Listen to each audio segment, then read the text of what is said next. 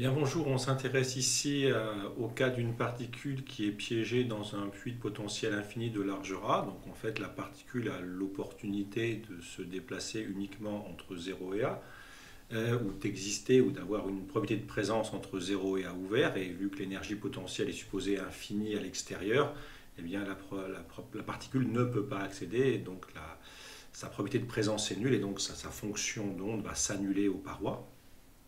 Donc on admet que l'équation différentielle que vérifie la fonction d'onde est une équation de Schrödinger en version statique. Et on va donc simplement, on constate tout simplement que cette équation-là, si on la réécrit très légèrement, donc on fait simplement passer on remultiplie par 8 pi carré m sur h carré, et on voit que cette équation n'est rien d'autre que l'équation d'un oscillateur harmonique, d'accord, dérivée seconde plus une constante fois la fonction égale 0, avec la constante qui est bien positive, parce que l'énergie sera la somme de l'énergie cinétique et de l'énergie potentielle. L'énergie potentielle est 0 et l'énergie cinétique sera positive, donc l'énergie totale de la particule sera positive. Et donc le k carré que j'ai écrit ici est bien positif, donc c'est bien un oscillateur harmonique. Donc la résolution est assez simple, on sait que quel que soit x appartenant à l'ouvert 0a, eh bien psi de x est de la forme a cos kx plus b sinus kx. Je ne l'écris pas, mais avec a et b, deux constantes réelles a priori. Il reste maintenant à imposer les conditions limites par continuité. On va donc dire que psi en x égale 0 plus doit être égal à 0. Et donc ceci est égal à A. Quand vous appliquez le cosinus vaut 1 et le sinus vaut 0, donc on déduit immédiatement que A vaut 0.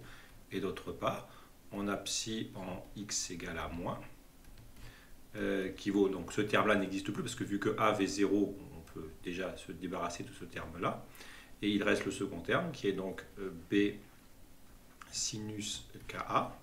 Donc deux solutions se présentent, soit A égale 0, soit B égale 0, pardon, et si B égale 0, il n'y a plus de fonction, donc il n'y a plus de particule du tout. Enfin, la fonction est identiquement nulle, et donc on doit bien sûr avoir un B qui est ici différent de 0, sinon il n'y aura pas de solution, d'accord. Et donc nécessairement, le seul terme, et ça doit faire 0 parce que la fonction s'annule aux parois, donc la seule solution, c'est en conséquence, on a nécessairement que sinus KA doit être égal à 0. Et donc on cherche les annulations du sinus qui vont être égales à 0 modulo pi. On va exclure le cas 0 parce que dans ce cas-là, ça ferait aussi une solution identiquement nulle. Et on va se limiter à des cas qui sont positifs. Sinon, ça peut être réintégré dans le B, en fait, simplement. Et donc, en conséquence, on va retenir des KNA qui vont valoir n pi avec n appartenant à n étoiles en toute rigueur. Voilà. Ou si on préfère que K indice n, c'est n pi sur A, et toujours n appartenant à n étoiles. Voilà. Maintenant qu'on a trouvé Kn, il suffit de reporter l'expression de K dans cette formule-là. Maintenant, vu qu'on a K qui est indicé avec n, bien sûr, il y a une quantification, hein, c'est très classique lorsque vous avez soit une onde, soit une particule quantique dans une boîte avec des conditions limites. Et donc, cette quantification sur K va se reporter sur E. Et donc simplement, je réécris la formule qui est ici, mais avec l'indice n. Donc Kn carré, c'est n carré pi carré sur A carré. Et ça vaut 8 pi carré m E indice n h carré. Et puis je retourne la formule, enfin c'est équivalent en retravaillant un tout petit peu l'expression à ce résultat-là. Et on obtient les énergies possibles de la particule dans le puits de potentiel. Et bon, le résultat important, je dirais, c'est que c'est quantifié. La valeur exacte dépend bien sûr du modèle qu'on choisit. Ce modèle avec des énergies potentielles infinies aux limites n'est qu'approché.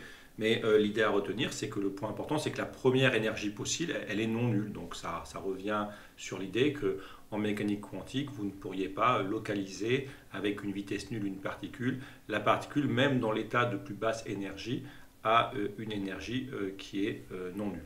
Voilà. Je vous remercie.